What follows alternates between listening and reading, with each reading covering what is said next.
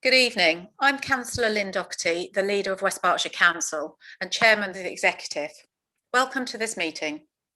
I'm being supported at the meeting by my deputy leader, Councillor Graham Bridgman, and other members of the executive present are Councillors Steve Arderwater, Councillors Dominic Bowick, Hilary Cole, Ross McKinnon, Richard Sumner, Joe Stewart and Howard Wollaston.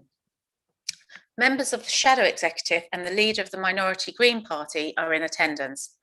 These members are entitled to speak and ask questions when invited to do so by myself. Other members of the council are also in attendance in the virtual waiting room and can ask questions on any item included on the agenda. They will do this by indicating electronically, and I will then invite them to be brought in from the virtual waiting room for their question to be answered. Members who are not on the executive are not able to vote on any of the agenda items. There are also a number of officers in attendance, and they include Nick Carter, the Chief Executive, the Executive Directors Sue Halliwell, Joseph Holmes and Andy Sharp. Shiraz Sheikh will be the legal advisor to the meeting. I'm assisted by Linda Pye, the clerk to the meeting, and by Stephen Chard, who will be acting as the Zoom host. I will now ask Linda Pye to give some reminders about the way we conduct council meetings via Zoom.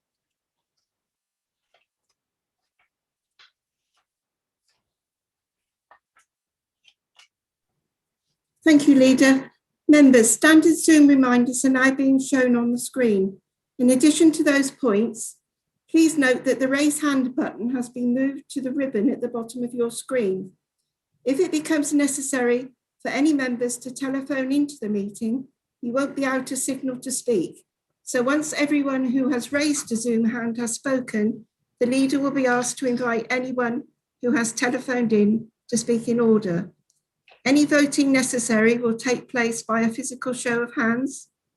If we need to adjourn the meeting at any point, the leader will adjourn and will advise the executive of the revised time and date of the meeting.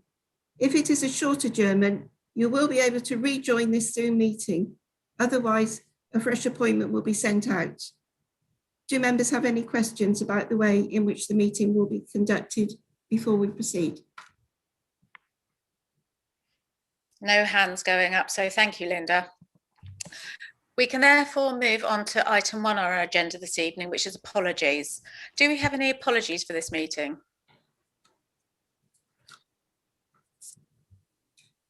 So, Leader, just an apology from Adrian Abbs from our side. Okay, thank you, Councillor Dillon. Any others, Linda? No. Okay, thank you. Can we move on then to item 2 on this evening's agenda, which is the minutes from the previous meeting of the 14th of January. Are members willing to accept these meetings as an accurate record of that meeting? Councillor Bridgman. Thank you, Leader. Members, the minutes correctly list all of the public questions, both those that were raised on notice, that's questions A to N, and those that were raised on the agenda, that's questions O to U. But when we come to members' questions, only the questions on notice, that's A to I, are listed in the minutes, not the 2 urgent ones. That was J from Councillor Patterton and K from Councillor Abbs. So the minutes need to be amended to reflect that.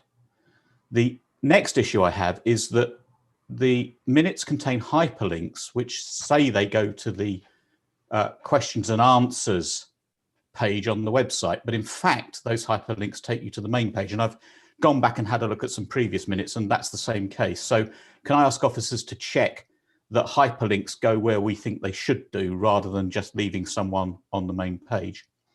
And finally, that this isn't an amendment to these minutes, but just a comment that on that questions and answers document relating to the meeting of the 14th of January on the website, only the public questions and answers are in it.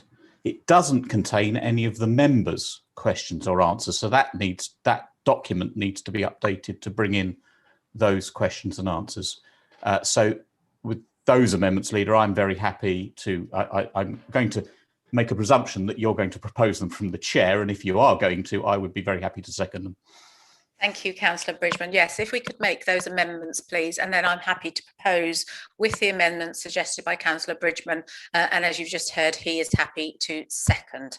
Therefore, please can executive members indicate by raising their actual hand if they agree the minutes can be signed as a true and accurate record of the previous meeting with those amendments.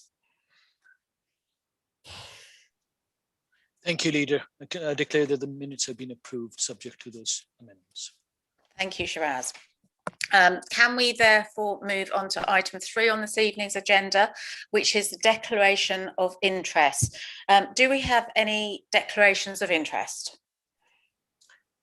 None received. However, Leader, in the interest of transparency, really, and although we are not setting council tax here, members have been granted dispensation.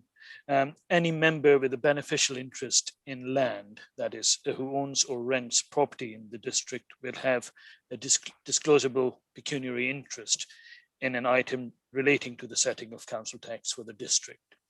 In the absence of dispensation, the number of persons prohibited from participating in the business would be so great to impede the transaction of the business.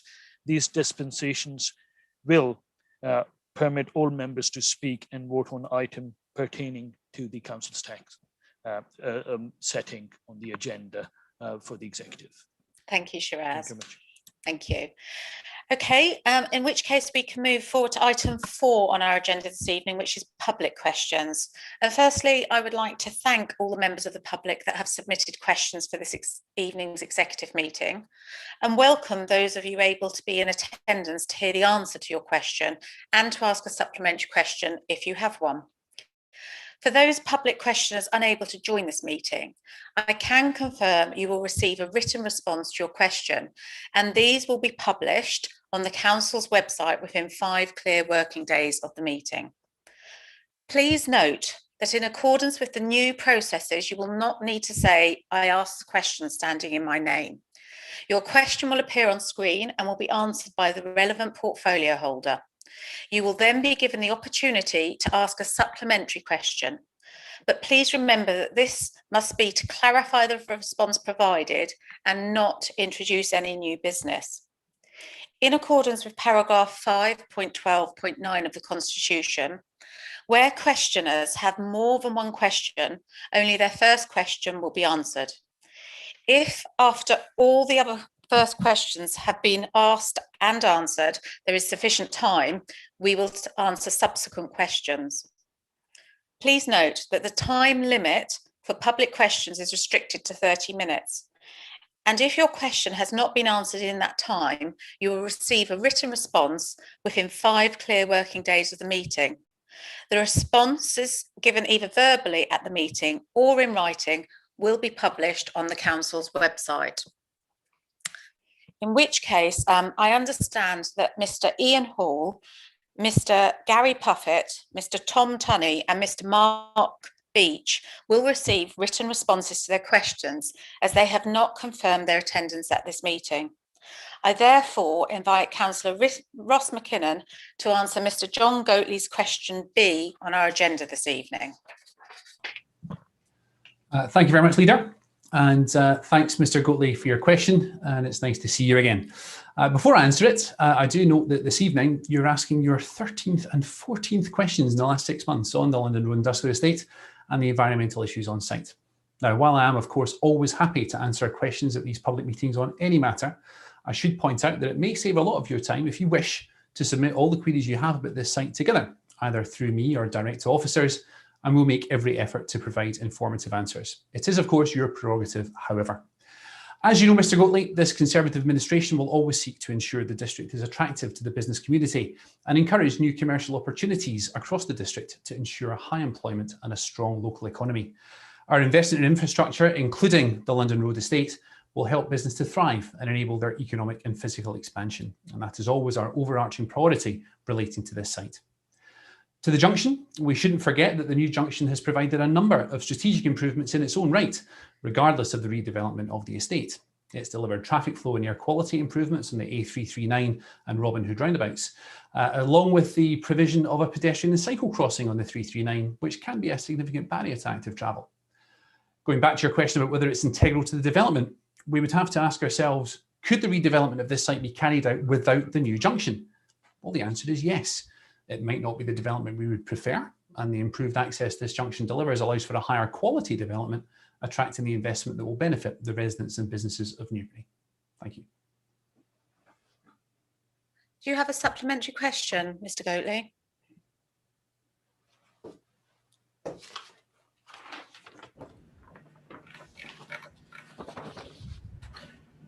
Mr. Goatley is in the room, Leader. Just needs to unmute. Hello, can you hear me? We can now. Yes, sorry about that. Took a bit of time unmuting. Thanks for the very long answer, Mr. McKinnon. Good to see you again. I'm not quite sure whether you came out with a yes or a no on that. It appeared to be a no, in which case I would ask on what basis the funding was done. But if you were actually saying yes, it makes it clear that the screening was completely wrong and blocking an environmental impact assessment. So would you now commit to doing an EIA before you do anything else with consultants or anything? Because this is something that can really put a spanner in your works if it goes against you. Thanks, Mr. Goatley. Your sound just went a wee bit haywire partway through, but I think I got the gist of your question. To go back to it, the answer was a no. It wasn't integral because the development could have happened without it. So that's where I was going with that. Relating to your question about the EIA, environmental assessment of the overall impact of regeneration on the site, I mean, that's an embedded part of the local plan process, and that goes in front of an independent inspector, which has identified the potential for improvements in the area. So I would say that full consideration has been given to the impact of. Thank you. In which case, can we now move on to question D on our agenda this evening, which is Mr. Darren King, and is a question to myself. Is Mr. King in the room now, Stephen? He is, Leader, yes. Okay, so thank you for your question, Mr. King. The Council is fully committed to both communicating and engaging with our communities, and that commitment is evident in our communication and engagement strategy, which was approved by the Executive last October. Indeed, I am of the belief that true engagement is not a single act, such as questions at a council meeting, but an ongoing process of a series of different types of communications or conversations. We have already started to work towards this change in process. You may be aware of some of the enhanced activity in this regard that has taken place over the past year. This includes the holding of topic-specific webinars where people can attend and ask questions. And I myself have done a number of Facebook Live events which facilitate open access, dialogue and engagement with people living or working in the district. These sessions are less formal than executive questions and enable far greater participation. The sessions I have done have attracted between 60 to 110 residents who are able to ask questions direct, as well as everyone in the district having the opportunity to pre-submit questions. This is in stark contrast to the questions submitted to the executive, where only 21 people have submitted questions over the past year. And nearly 50% of these questions come from only 6 people, with 27 being submitted by 2 individuals. As leader, I confirm that in my opinion, the manner in which questions are permitted at council meetings is not working, a view which I know is shared with others. I'm personally disappointed to say that during a year where we have been responding to a global pandemic while still delivering a council strategy we know is important to our residents, of the 202 public questions received since last February, 85 referred to either the London Road, the football ground or playing pitches.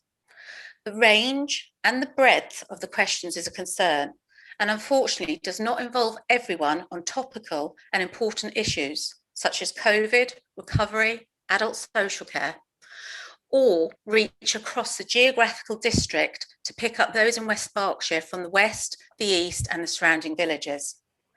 Not only do the questions being asked have such a small breadth of topic, but it should be noted that the manner in which questions are submitted at the moment creates an administrative burden on the officers dealing with them.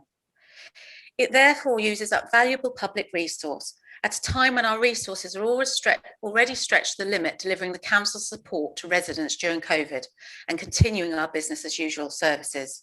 So, Mr. King, I do agree that we need to review how the public can discuss topical issues, and I have already asked that this be reviewed. Do you have a supplementary, Mr. King? No, thank you very much. I think that answers my question. Okay, thank you, Mr. King. Can we move on then to item F on our agenda this evening, which is Mr. Graham Story. Leader, I'm sorry, I do apologise for interrupting. Councillor Brooks has got, he may have a point of order. I'm grateful to Councillor. Apologies, I didn't see the hand. Sorry. Not a problem. Can I just, Councillor Martha Vickers, just wanted to remind you, Leader, that she'd asked a similar question in the autumn, late autumn, and I think there might be a more public appetite for different ways of communicating with the public. So I thought I'd just put that in. Thank you for letting me. Thank you, Councillor Brooks. We have actually had conversations which we are working through at the moment with a number of different people. We have had this discussion and it is something that I've said I'm willing to look at and commit to, because I don't think that the current situation is working as we would like to see. Area forums will work well, Leader. Area forums. Okay. Anyway, I'll stop. Thank you. There you go, Mr. King. You got more than you bargained for, but thank you for your question this evening. Support all round. I like it. Thank you very much. Okay. Can we move on there to item F, which is Mr. Graham Story to Councillor Hilary Cole. Good evening, Mrs. Story, and thank you for your questions. The housing register is a two-stage process in terms of eligibility and qualification. If an applicant is not subject to immigration control, they are eligible to join the housing register. However, they may not qualify to join if they have enough bedrooms and living space for their household. This means they do not have a housing need. And in the example given, it is because they are not overcrowded.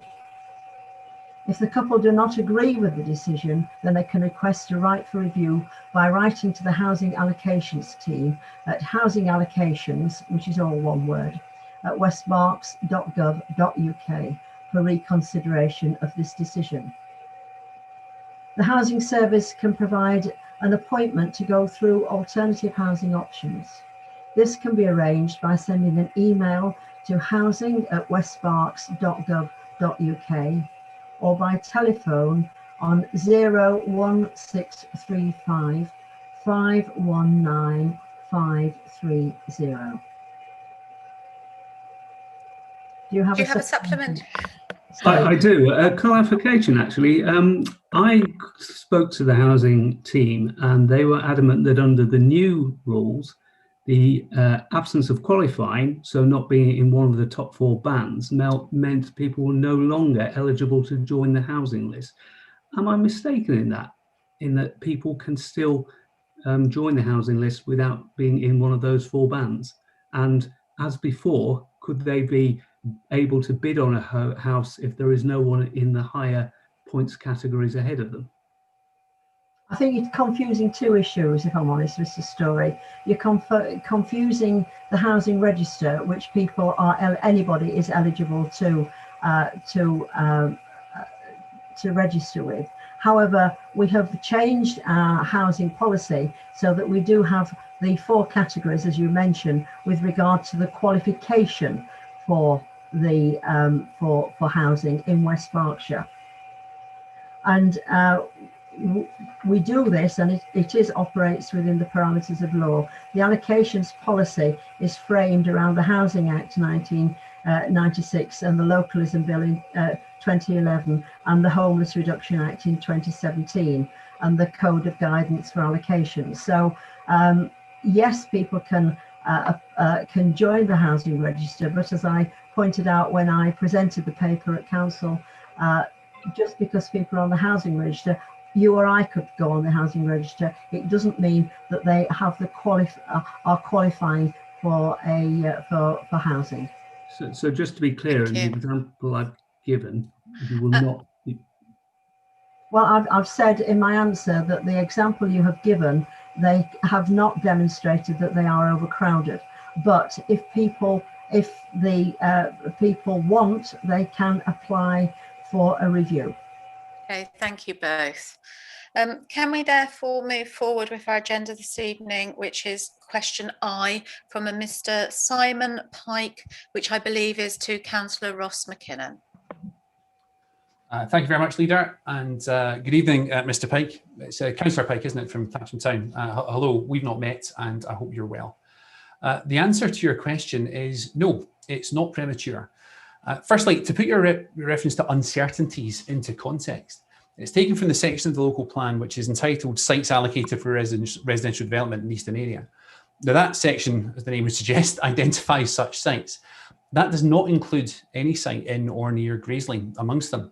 The supporting text includes paragraph 6.22, and I'm quoting, though Graiseley has been identified as a possible location for a new garden settlement, there are uncertainties, as your reference, regarding the proximity to AWE Burfield, funding for infrastructure and delivery timescales. No strategic allocation is therefore made in this spatial area, end quote. No allocation was ever made in Graiseley. Now, the fact that the DEPZ, the Detailed Emergency Planning Zone for AWE Burfield, encompasses the entire area that was proposed for the Graiseley Garden settlement, also that the bid for in excess of £250 million from the Housing Infrastructure Fund, that failed, and also that the MOD, through the Defence Nuclear Organisation, has made a formal objection to the Wokingham Borough Council draft local plan. All of those mean that the decision not to allocate any strategic site within this area is entirely understandable and very justified. Indeed, Wokingham Borough Council recognises this and is consulting on changes as we speak to its local plan. Thanks. Do you have a supplementary, Mr. Pike? Yeah, thank you. I don't think you answered one element of the question, which is unclear from public documents, at least that I've seen. Does the solar farm occupy part of the area that would be part of the development if it had gone ahead, or is it a different part of Graiseley? Thank you. Thanks, Councillor Pike. In fairness, that wasn't made clear within your question as a question, but I will answer it. Yes, it does. It forms part of a farm, not all of a farm, part of a farm, which itself made up part of the site of the Graiseley development. Thank you, Councillor McKinnon. Can we move forward then to item L on our agenda this evening, which is Mr. Vaughan Miller, or it's Councillor Vaughan Miller, to Councillor Howard Wollaston.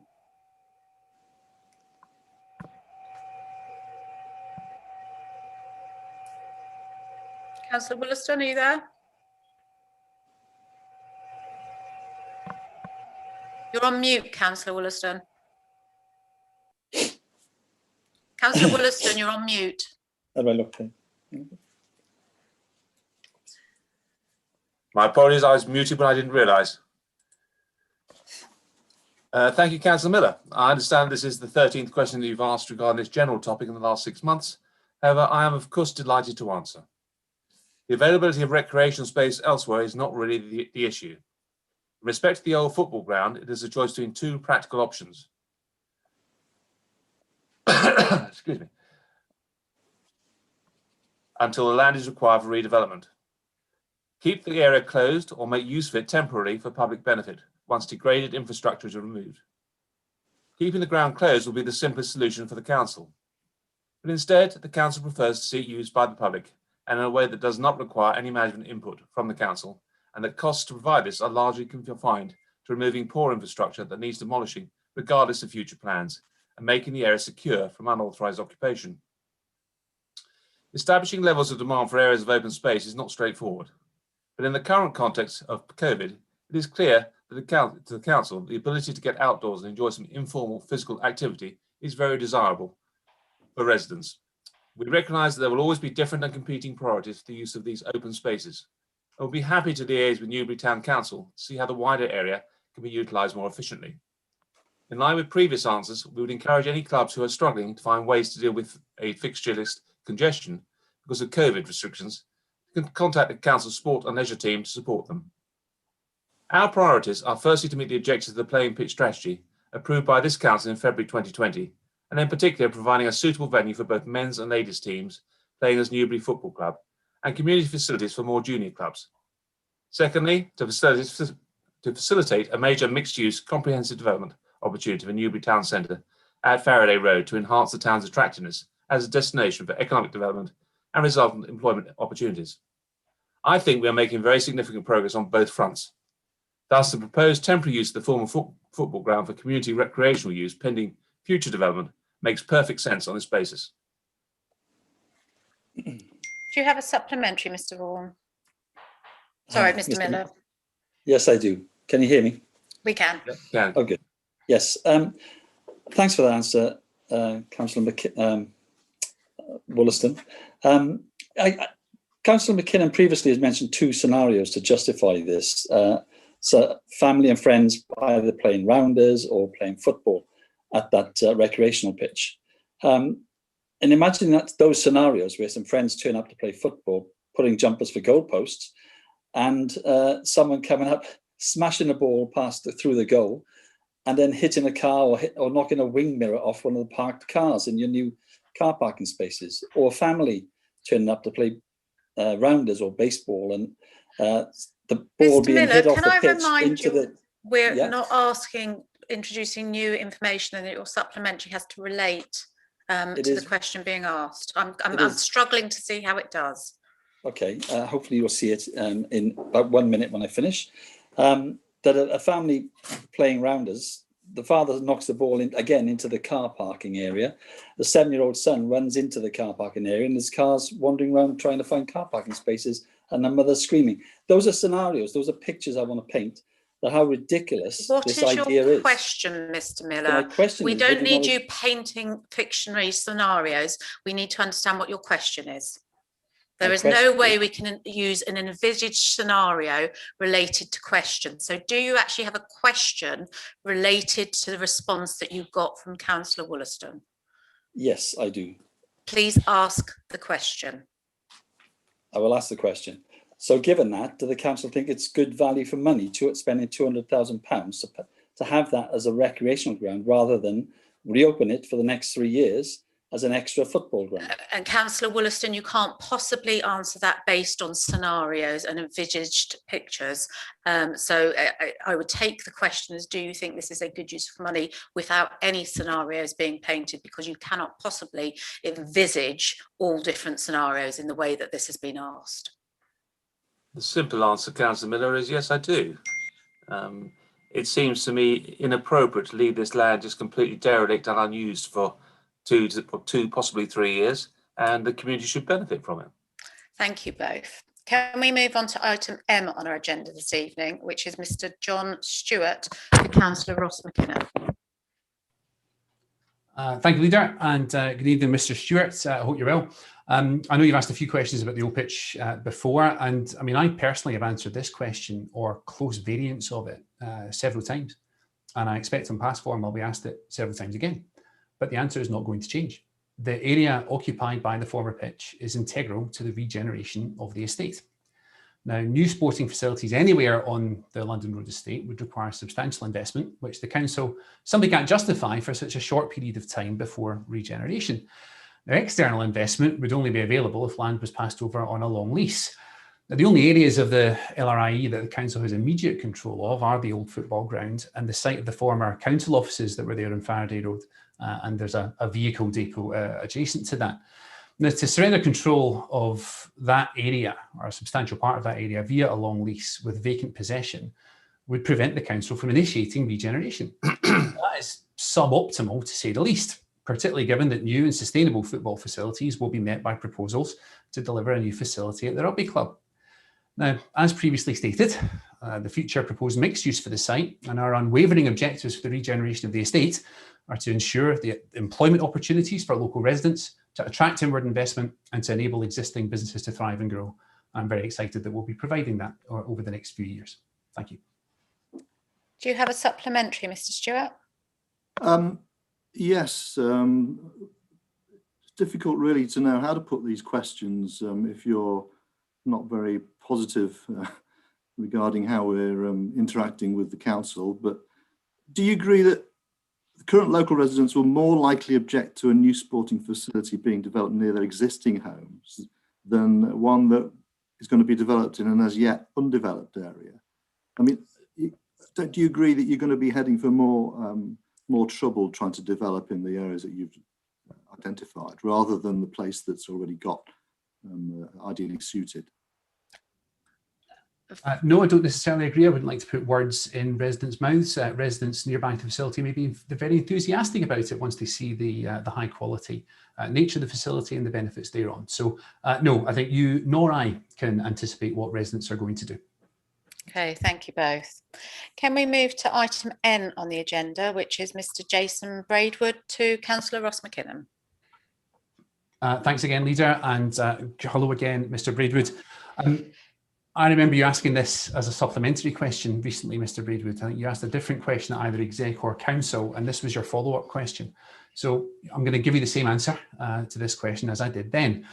The council is not considering exclusive use of the site for any one group. I've made it very clear on many occasions that the council wish to make the space available to the public as general recreational space. In the immediate, very short term, there are management and security issues relating to use of the site. Before reuse of the area by anyone, as a minimum, existing degraded boundary infrastructure must be removed or replaced. And that work really can only be done cost effectively in tandem with the demolition of the old clubhouse. Thank you. Thank you, Councillor McKinnon. Do we have a supplementary? Hi, can you hear me okay? Yeah, we can hear you, Mr. Braidwood. Brilliant. Okay, brilliant. So yeah, thanks, Councillor McKinnon. Yeah, I mean, last time I think if you remember, I was a little bit, my Wi-Fi had gone a bit dodgy, so I didn't hear sort of like the final one. So that's why. So thank you for your reply. And seeing you on social media, I see that you're an actual football fan yourself. So my premature congratulations to you on Rangers winning the Scottish Premier League for the first time. We can talk about not enough. Okay, nice. With clearly not enough football playing facilities in the area, and following the latest headline on the Newbury Weekly News today, and you know, focus on children's health and well-being. Don't you think it would be great to reopen the football ground for now, and you know, for children to play football again while we await the fate of Newbury Rugby Club? I mean, I'm being inundated with correspondence from parents asking when their kids can start playing football again. So I'm just asking, would you please consider engaging with us in the football community to reopen the football ground for this to happen? As for insurance, you guys would probably get some more fantastic positive feedback in doing this. Yeah, thanks for that, Mr. Braidwood, and I appreciate your comments, particularly about my own football. And yeah, I mean, look, I mean, you've asked the question really again, which I've answered, so I'm not going to change it. What I would say is that the council does have other football pitches available, which youth teams, men's team and ladies team can use. So I know it's not the answer you want to hear, and I do appreciate and sympathise with it, but it's the answer that I'm sticking to. Thank you. Thank you both. Can we therefore move to item O on our agenda this evening, which is Mr. Jack Harkness, apologies, to Councillor Howard Wollaston. Thank you, Mr. Harkness. In a word, no. The council is committed to meeting the objectives of the playing pitch strategy. We continue to work closely with Sport England and the Football Association to find the right solutions and have no reason to suppose they have any objections at present. Do you have a supplementary, Mr. Harkness? Well, really, the supplementary is based on that answer. I mean, are you saying you're feeling you're absolutely guaranteed to get approval from Sport England and the FA for the replacement of the Faraday Road ground based on the proposal we've seen so far? It doesn't seem to qualify as a replacement for Faraday Road. So one can never give a guarantee, Mr. Harkness, as you know, but to the best of my knowledge, it is likely. Okay, thank you both. Can we move on to item P on our agenda this evening, which is Mr. Paul Morgan to Councillor McKinnon. Thank you, Leader, and hello again, Mr. Morgan. I'm a little bit puzzled with this question. And this question, and I know you've asked a few about this as well, in several of your previous questions, you've referred to a property developer. And you refer to a property developer here as well. And I'm just confused why in your question you speculate that a property developer might be able to share current timescales and plans. What developer do you mean? There's no developer involved in the project. If you think you know differently, then please do enlighten us. From the council's point of view, it's too early to confirm timescales since there are a number of important variables which will dictate the programme. Some of those are in the council's control and some of them aren't. Matters which are in the council's control are being reviewed now. We hope to have more certainty in the months ahead, and at that point, we'll be happy to make that information public. Do you have a supplementary, Mr. Morgan? Yes, I do. Can you hear me? We can. Okay, that's good. Yeah, let me help you out, Councillor McKinnon, there about your confusion. The reason I asked the question about developer, because it's either the council or the developer will put a plan application. I just wondered whether you got any further forward on that basis. That's why I'm a bit surprised that you got a bit angsty about that part of it. But putting that to one side, you stated in response to question M that the rugby club will happen, and I think Councillor Willison also has made the same thing.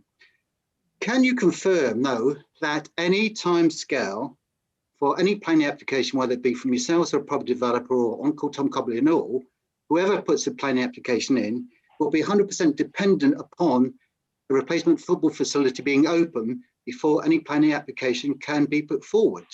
Bearing in mind that the Rugby Club, Sport England and the FA have not bought into your vague proposal, despite what people have said on this, can you confirm that any planning application cannot go ahead until a replacement facility is open? That's my question. Before you answer that, Mr. Morgan, I don't think it's appropriate for you to suggest that something is not true that's been said without any factual evidence of that. So I'd just like to make that point that I do have factual evidence on that, by the way. And you've had an answer to it. I haven't had an answer to it, no. No. I'm just saying about actually, you asked a question, we've answered it in all good faith, and I think it's inappropriate to be accused of something that is not quite the case. So I will let Councillor. Rugby Club have not bought into your proposal, nor Sporting. We've provided an answer, and what you are now doing is speculation. So we have provided an answer, and you're now doing speculation. Now, if you wish, I will ask Mr. McKinnon to answer the question that you've asked him, but I would like to point out that what you're asking is what you're suggesting is pure speculation on your behalf. So, Councillor McKinnon, would you like to take that supplementary part? As I understand it, and I stand to be corrected, is that part of a planning application for what happens on the old ground is dependent on Sport England being happy with what we have elsewhere. That's my understanding. I'm not the planning portfolio holder, so I don't want to say 100% certain, but that's my understanding, yes.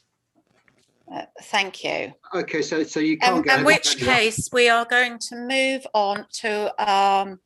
We've got time for one last question, so I will go to question C on our agenda, which is Mr. John Goatley to Councillor McKinnon. Thanks again, Leader, and hello again, Mr. Goatley. Okay, so known issues at the moment are not viewed as being so significant to make development in some of the areas on the estate financially unviable. Detailed assessments will inform what needs to be done to make any planning applications acceptable. Now, it's possible that requirements may curtail what the council wishes to do rather than prevent it moving forward altogether. And there's always an element of risk, of course, isn't there, in taking forward major projects like this. Public bodies like our council must sometimes undertake potentially abortive costs. Effectively, these are feasibility studies in order to try and deliver important schemes that have a major public benefit. Now, considering our ability to regenerate this important but run-down part of Newbury, the council really has had to commit at an early stage to two tranches of important and expensive work. So there's the commercial implications of the redevelopment and the related issues there of viability. And then there's the environmental implications of redevelopment, and again, related issues of viability. But the former has been satisfied in the recently published development brief. The latter will be satisfied by carrying out an environmental impact assessment, and it's entirely logical to carry that out after the commercial review, since the vast majority of the LRI has already been physically developed over the past 40 years without any issue. Thanks. Thank you, Councillor McKinnon. Do you have a supplementary, Mr. Goatley? Yes, you can hear me. Yes, we can hear you. Good. Now, the thing is I'm looking at is that you've already spent a lot of money on this estate, and we are where we are. There was a major error with St Modwyn. This environmental impact assessment could be a lot of extra money. Does the council actually have public indemnity insurance in case it spends another couple of million, or in case the junction, the funders want their money back because of failure, which is in the clause, by the way? Councillor McKinnon, are you able to answer that question? I'm not, Leader. I'm not aware of the public indemnity insurance position of the council, but I'm sure I can get that information to Mr. Goatley in due course. Mr. Goatley, we will provide you a written response to your supplementary. So thank you for your time this evening. We've actually gone past our 30 minutes for public questions. So thank you to all of those that have submitted questions. If we haven't had the opportunity to get to your questions, you will receive a written response to them. So thank you all. We can now move on to item 5 on this evening's agenda, which is petitions. So do we have, are there any petitions that have been handed in? I wasn't made aware of any, but anything happened that I wasn't made aware of, Shiraz? No. We've not received any. Okay, thank you. Therefore, can we move on to the main body of this evening's meeting, which is item 6, which is the investment and borrowing strategy for 2021-22. Over to you, Councillor McKinnon, to introduce this report. Thank you again, Leader, and good evening, all members. Well, look, members will be aware that the 4 budget papers this evening are on their way through to full council on the 2nd of March, so I don't intend to go into detail at all on these items, save for a few things on the revenue budget. So I'm pleased to propose that the Executive adopts the investment and borrowing strategy for 21-22 and also the revised property investment strategy for 2021-22. And does that find a seconder? Councillor Wollaston, is that you indicating? It is. I'd like to second, Leader. Okay. Members of the Executive, is there any questions that you would like to raise this evening? No, in which case I'll look across the floor and I can see Councillor Brooks has his hand up. Thank you, Leader. As you said, and for the public or press, these are points of clarification this evening, and debate will take place on March the 2nd. So I don't want the public or press to think that the opposition are not saying much tonight and not opposing, if you like, but I'm clarifying that for them. So my clarification here is on the recommendations. Council has requested to adopt the following recommendations. So all we're doing tonight is noting this item, as Councillor McKinnon said, and we're noting the capital budget, the MTFS, and the revenue budget. If we can be quite clear about that for any people who haven't been through this process before, and may I also say to them through you, Chair, if they still have comments now that have seen the papers as members of the public, I'm sure they'd be pleased to sort of ask questions or put in any comments so they still have time to do so. Thank you, Chair. Leader. Thank you for that point of clarification, Councillor Brooks.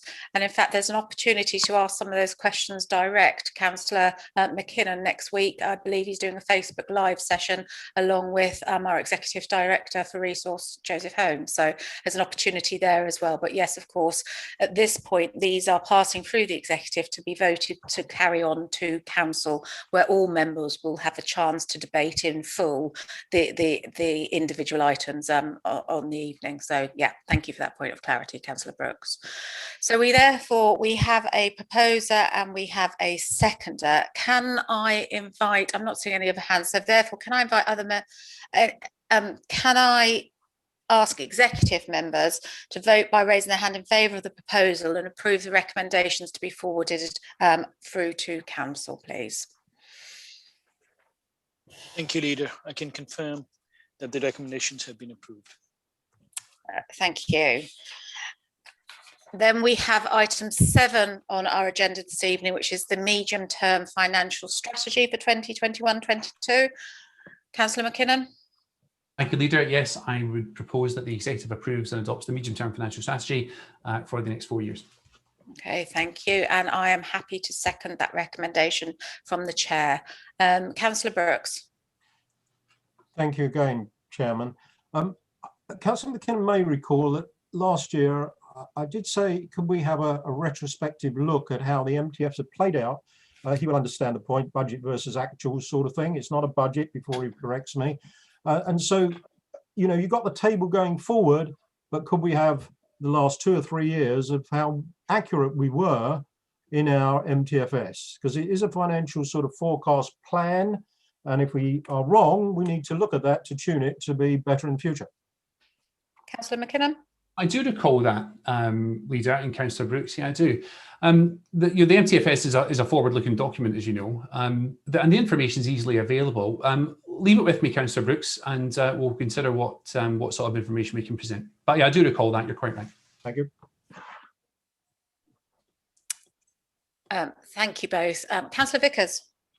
Thank you, Leader. Just a question where I would like to see a little bit more detail in this paper for the benefit of members of the public who might actually have a spare half hour in these lockdown times to read through it all. Page 62, 341. What struck me was how big a proportion of our spend is dependent upon people that we have no control over through partners in the private, public and voluntary sectors. I wondered if it was possible to break that down into those three sectors or to just add a little bit of detail. That was all. Thank you, Councillor Vickers. Councillor McKinnon? I certainly can't do it for you tonight, Councillor Vickers, again. No. Leave it with me. But for the full council when it comes I would just take a wee bit of issue with when you say you got no control over it. I think when you're spending a lot of money with partners, you do have a certain degree of influence. I wouldn't say we're just throwing the money away and then having no control at all. But yeah, your comments are noted. Thanks. Okay. Okay, we are recommending that this report is that the council is requested to approve the medium-term financial strategy. Can I see a show of hands for all of those that are in favour of that? From the executive, sorry. Thank you, Leader. I can declare that the recommendations have been approved. Thank you, Shiraz. And then we move on to item 8, which is our capital strategy and programme for 2021-22. Back to you, Councillor McKinnon. Yeah, thanks, Leader. Yeah, I'd like to propose the capital strategy for the next 3 years. If it's allowable, I'll just propose the recommendations in section 2 rather than read them all out. That we recommend those to council. Yes. Okay, thank you. And does that find a seconder? Councillor Bowick. So we've got a proposer and a seconder. Any questions on this particular paper for clarification? Councillor Dillon. Yeah, sorry, I couldn't get to my raised hand. It was quicker to do. No, just to, again, just for clarity. So if you are passing all of 2.1, then one of them is actually approving a document, isn't it? Rather than passing it to full council for approval, which would be the asset management strategy. Is that correct? Or is that going to go to full council? Or once it's approved here, I think that's it, because it's a strategy that belongs to the executive, I would guess, as a function. I'm going to ask for clarification from Shiraz. As far as I'm concerned, this is going to the council. All items. Sorry, Okay, Joseph. Councillor Holmes. Joseph Holmes would like to come in. Thanks, Chairman. No, actually, this one does stop at executive. This one is just for exec only on that appendix. So sorry. So the recommendations on the capital strategy and programme are all as the recommendation 2.1, but then which part are we approving? The asset management strategy is just for executive. All of the rest go on to full council. I'm on capital strategy and programme, item 8. Yeah, it's an appendix to the strategy, Leader. And that's on page 101 of the pack.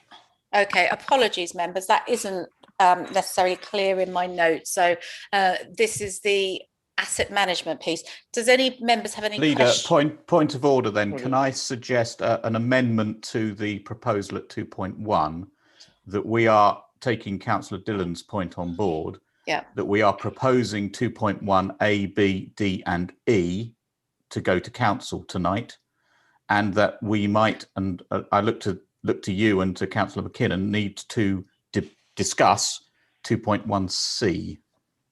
Okay, thank you, Councillor Dillon and Councillor Bridgman, for keeping me straight. I'm happy to accept that amendment, but therefore does anybody have any questions with regards to item C of the recommendations, the supporting asset management strategy?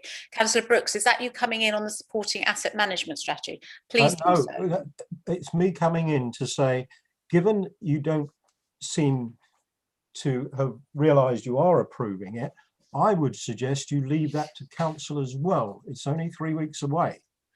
I'm going to look to Councillor McKinnon because we have all read the paper. So Councillor McKinnon? Well, I mean, I'd be happy for it to be approved by the executive tonight and to take questions from opposition members tonight as well. It's a fairly non-controversial strategy, but opposition members may have questions. So I'd be happy to approve it tonight. Okay, in which case I'm going to be guided by the portfolio holder.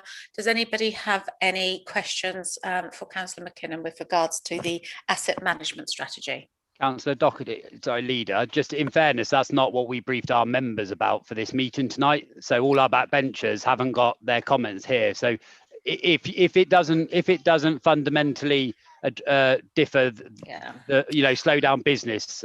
We wouldn't mind it being deferred. Okay, Councillor, it's a fair point. If you haven't had the chance to do so because you thought it was going through, can we therefore let this paper go through to recommend that it goes through to full council with all the other papers? Leader, I formally withdraw my amendment. Shiraz, am I okay? Leader, I was just going to say, having looked at the recommendations, the asset management strategy falls within the executive function, whereas the others fall within the council function. That's why the C is for the executive to approve. That remains my view. Has to be deferred until the next executive. Yeah, because in fairness, that is not clear from the papers. That isn't clear to members. So I think we need to either defer it to the next executive or have it at full council. You're going to need to sort out how to do that, but I don't think it's fair or reasonable. It hasn't been made apparent. It's in amongst the recommendations that we are recommending go through to full council. It's not a separate item that we need to make sure that everybody has the opportunity to read and ask the associated questions they might have with regards to that particular strategy. Okay. Okay, so very grateful for that. Councillor Bridgman has withdrawn his amendment. We have a set of recommendations. We don't know if recommendation C can be dealt with by full council. It may have to be an executive decision, but what we're saying is if it has to be an executive decision, it will come to a different executive, even if we have to put something in place to look at that. But I think that's a reasonable way to take this forward. Am I okay with that, Shiraz, as that stands? Yes, absolutely, Leader. Okay, in which case, executive, can I ask if you're all in favour of what I've just outlined? Thank you, Leader. I can declare that the recommendation has been approved. Thank you, everybody. Okay, in which case we can move on to item 9, which is our revenue budget. Councillor McKinnon, over to you again. Thank you, Leader. Hopefully there will be less controversy here. So I'll propose the various recommendations as laid out in section 2, again, rather than read them all out. I think that's even more imperative here than it is with the capital strategy. I've got a few details just to mention here. I don't know if you want to find a seconder first and then come back to me, or I'll say... I'm happy to second from the chair. Brilliant, okay. So like the previous papers on their way through to council, I won't delve into the detail. But there are just a few extra things to mention with the revenue budget. Firstly, as you can see in section 2, the recommendations, as normal at this stage in the calendar, we're awaiting finalised figures from parishes. Those will be completed before the council on the March the 2nd. So when eventually we debate them at full council, those figures will be completed. Secondly, in section 3, just the details on consultation and engagement, they're incomplete because that is an ongoing exercise. In addition to the budget simulator tool, which was published in November, which was completed by over 200 residents, a business webinar has been distributed, recorded webinar has been distributed to businesses who subscribe to our business newsletter and is available on YouTube for businesses, for those who don't subscribe. Myself and the Executive Director for Resources will be conducting a Facebook Live event, which I'll just plug right now, next Friday the 16th at 5 o'clock. So members of the public, the members here, if you want, can come and ask questions on the budget, and additionally consultation with other stakeholders will take place in the coming weeks. Thirdly, I just wanted to note that following the recommendations of the licensing committee on the 8th of February concerning taxi operator charges, I'll be considering my response to those before the papers are finalised for council on the 2nd of March. Also, when the papers come to council on the 2nd of March, there will be a response to Councillor Martha Vickers' motion on the CAB, which she brought to full council back in December. Thank you, Councillor Vickers, for your motion, and I look forward to presenting the response in March. Thank you, Leader. Thank you. Members of the executive, do you have any questions? I understand Councillor Vickers has has had her hand up, but it's not actually going up in on my screen. So can we invite Councillor Vickers into the room, because Councillor Dillon's indicated to me that she's had her hand up, but I've not got a hand raised on the Zoom platform. But could we give Councillor Vickers the opportunity, because I've got no Zoom hand up. Councillor Vickers, did you have a question with regards to this paper? Hello? Hello, Councillor Vickers, we can hear you. Do you have a question? Sorry, you can hear me? Am I there? We can. Yes, thank you. I just wanted to ask, can I say a few words about my motion as a reminder about what it's about? It's item 10 on the recommendations, and it was December when it was brought before the full council. It's obviously here to be considered. I mean, as I think I said at the time, the bulk of the motion was about asking the council to lobby our 3 MPs about the Citizens Advice campaign to make permanent improvements to the benefit system, which they brought in during the pandemic, particularly the £20 uplift to universal credit. And I did ask for that to be discussed at the December meeting, but both that and the second part of the motion relating to our local Citizens Advice West Berkshire was postponed till this. Is there an opportunity for me to say a little bit more about why you've had the opportunity to present your motion. I think the case here is that it comes back, and Councillor McKinnon is going to come back with a response, and then that we will, if you want to debate that response. Councillor McKinnon, can you just give me some clarification on? That's right, Leader. And Councillor Vickers will provide a response as part of the revenue budget at council, and of course at that point you'll have ample opportunity to put your case again and to debate it. So that would be my advice. I mean, feel free to ignore it, but let's wait until council on the 2nd of March. I think that would probably be the best way to proceed, Councillor Vickers. Right. So this goes to the next council. Yes, it goes on to the 2nd of March, but it's part of the revenue budget. Right. Okay. I'm sorry that wasn't clear, because when it was, I brought it to the last full council, I was told it would be brought to the executive, and I thought this would be the place where it would be discussed. So that's not the case. No. It's part and parcel of the revenue budget paper. Okay. Can I just say that only part, it really doesn't, the bulk of it doesn't have much to do with the budget. It's to do with lobbying our 3 MPs, but you still would like it to be discussed at the. I think you're going to take it as a whole there, aren't you, Councillor McKinnon? Yeah, that's right. I don't think we can, I believe we can't pick apart motions. It's all or nothing. So there's 2 parts to it. There was the lobbying of the MPs to do certain things, and then there was the recognition of the work and the funding that the CAB have. So I think to take it all at once in full council. Okay. All right. Thank you. I'm clear. Thank you, about Councillor that. Vickers. Any Thank other you. questions on this, or are we happy to move on to recommending that the the revenue budget proceeds forward to full council? Can I see a show of hands from all members? Oh, Councillor Vickers, sorry. You nearly didn't get in there, Councillor Vickers. I just had a question. Maybe you could share your thinking on oh gosh, I've lost my place now, where it says that you have got no settlement figure yet. I was wondering when that's likely to happen. When I can tell you it happened yesterday. Oh, right. Well, there was a second part on that same page, which I've lost now. Yeah. Hot off the press, and I think you'll be pleased to know that the Liberal Democrats waved it through. Oh, right.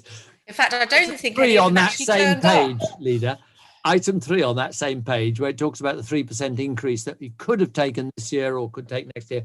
What was your thinking about not taking any this year? I mean, I can see. I think that's a discussion for full council, if I'm honest, Councillor Vickers. All right. Thank you. Okay, everybody, back to the executive. If we're in favour of recommending that these are the recommendations that we would like to make to full council, please can I see a show of hands? Thank you, Leader. This is in relation to the revenue budget, agenda item 9, just to be clear. It is. I can declare that the motion is carried. Thank you. Thank you. Okay, then we move on. That's the main body of the budget board papers going to full council. So we can now move on to item 10 on our agendas this evening, which is the revenue financial performance report. So I'm going to hand over to Councillor McKinnon to introduce the report. Thank you again, Leader. And yes, so the recommendation at 2.1 is to note the revised Q3 forecast. Usually we present the revenue and the capital Q3 forecast together. We felt, I think rightly, that we wanted to bring the revenue forecast forward to this executive before full council, given that the underspend position clearly is going to affect decisions between Councillor Vickers. I think was almost hinting at it there, and I won't go into it, but I think it's important for everyone to have these figures, you know, as soon as possible. So there we are. So 3.4 million is the updated underspend forecast. Again, to be clear, because those people watching at home might not have watched the last one, so it's always good to restate this. What that forecast is, it is our projection, it's our forecast as of today of what the overall underspend or overspend for the financial year will be at the end of the year. Okay, so we've got to the end of Q3, the third financial quarter of the council's financial year, and at that point we're saying, okay, where do we think we'll be at the end of the year? And we're saying that compared to the budget for the year that we're currently in, 2020 to 21, we think we're going to have spent net less 3.4 million than we did at the start of the year. I think the best thing to do to talk members through this is just to have a look at the table at 5.3, and we can see where the changes have been from last year. You know, at Q2, the last time we looked at these figures, and you know, Councillor Brooks and I had a good discussion at that time.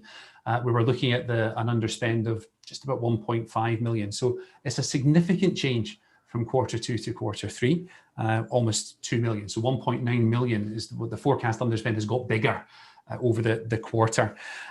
The key column to focus on, I think, in that table is the column that's entitled Q3, because it shows you where the changes have been by service from Q2 to Q3. You look at the big numbers, okay, the top one of that column, 1.8 million, 1,806, these are in thousands, of course, 1.8 million adult social care. You know, sadly, we have once again in this quarter suffered, we've seen excess deaths, more deaths than were forecast. So the spending in adult social care is much less than we would have anticipated. Councillor Bridgman may want to provide some more details on that later. You can see the Children and Family Services figure. Again, there's an extra 1 million underspend forecast in this quarter for the year, principally because the amount of placements that we've been required to make this quarter has just been so much less than anticipated. Again, I think that's COVID related. Other big figures on education, 361, there's been a big underspend in home to school transport, which I guess stands to reason given the nature of the pandemic. Development and planning, 318,000. It's been a reduced need for bed and breakfast accommodation within there for rehoming certain tenants. Waste is underspent. I've done the significant figures. Obviously, members' eyes will be drawn to the two figures at the top, the 1.8 million and the 1 million, which is really the increase in the overspend. Clearly an underspend position of 3.4 million. If that transpires, and there's still a quarter to go, that will, if nothing else, increase the council's reserves position by a substantial amount, much greater amount than was anticipated at the start of the year. What then happens to those reserves positions? Well, I guess that's a matter for the council in March when we talk about the budget. But those are the principal movements. I'll leave it there, Leader, and happy to take questions. Thank you, Councillor McKinnon. Does this report find a seconder from the executive? Leader, it does. Thank you, Councillor. I'll reserve any speech to the end, although I'm not absolutely certain whether this is we're simply noting this report, so I'm not entirely certain whether we're voting on it. And the recommendation is to note, so that's all we need to do. But that's right. Okay, any questions from members of the executive with regards for Councillor McKinnon? Councillor Brooks, you've been sat with your hand up very patiently.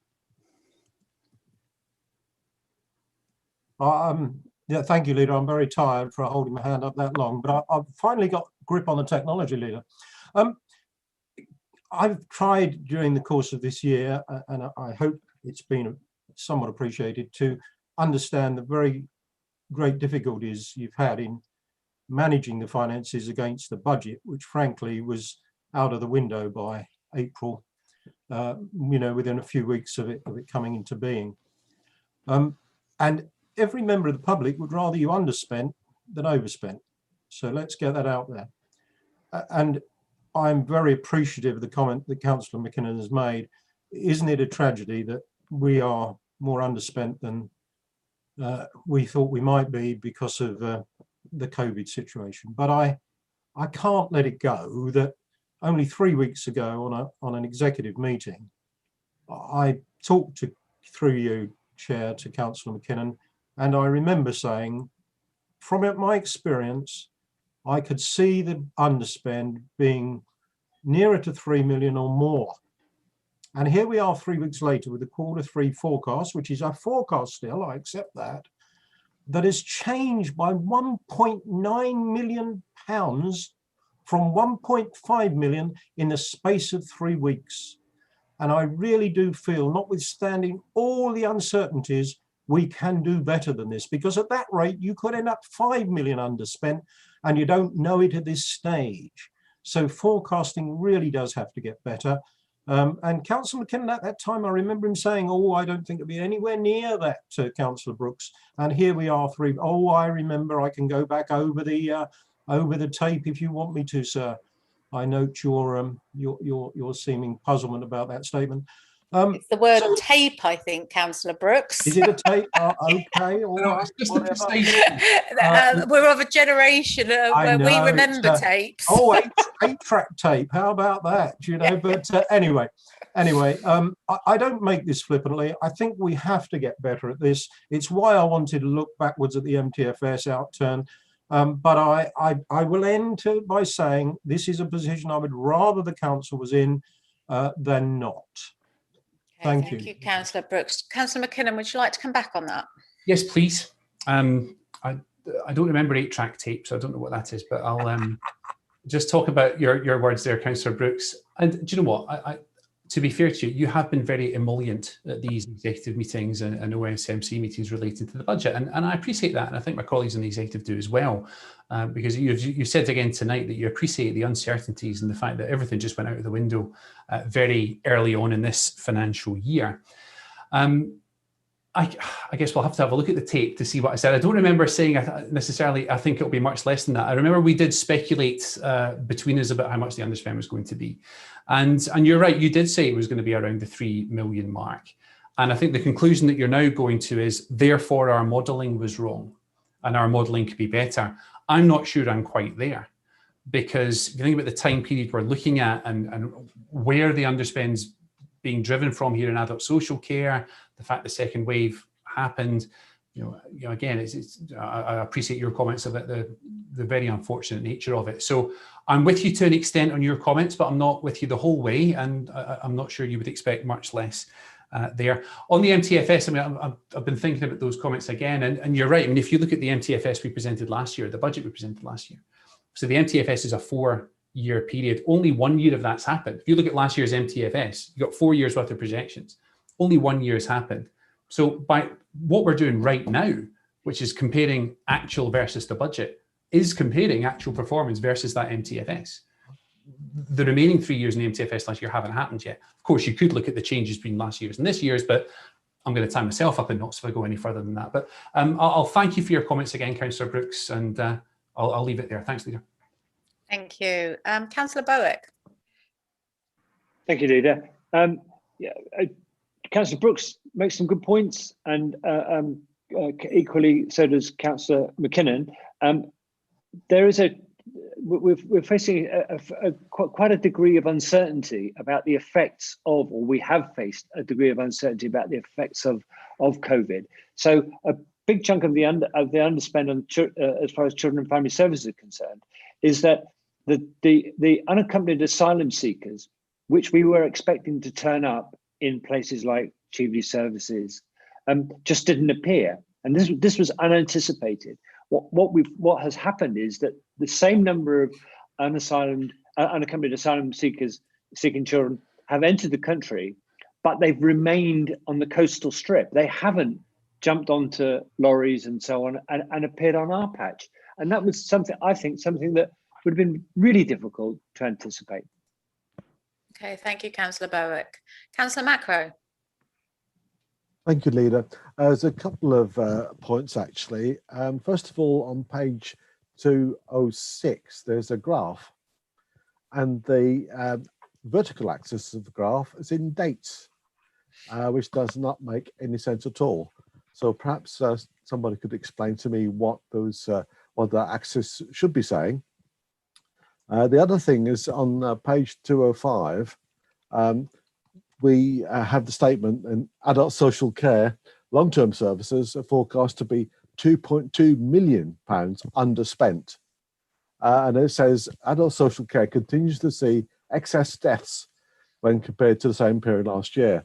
And I think this is an appalling situation that has been made far, far worse by this Conservative government's actions and inactions, and things like discharging patients from hospital into care homes with no tests, with a lack of personal protection equipment, both in hospitals and particularly in care homes. And the list just goes on and on and on. And the kind of reluctance to impose lockdowns, which caused the infection rates to rise much higher than they needed to be. And therefore, a lot more people have died. And for every person that's died, there's a family grieving. And I think this is an absolutely appalling situation. I'm going to go to Councillor Bridgman. Councillor Bridgman, do you want to come back on that? Thank you, Leader. What I would say is that it is undoubtedly tragic that there have been deaths of our residents in care homes and residents in other care homes in West Berkshire, because of course there will be a large number of residents in care homes that are not controlled by this council for whom we are paying. So far as criticism of government or criticism of system or anything else, I'm simply going to say that I think there were difficulties. I think there were problems at the outset, but I think those problems have largely been addressed and addressed well. So far as PPE is concerned, we know that PPE supplies have improved out of all recognition to where we were at the start of the pandemic, that there is ample PPE going through the system. Testing and now vaccination are working their way through the system. And so far as I'm concerned, personally, I absolutely agree that every death in a care home or within the social care community is a tragedy, not only for the family, but also for staff. Staff are hugely affected by the deaths of anyone in a care home.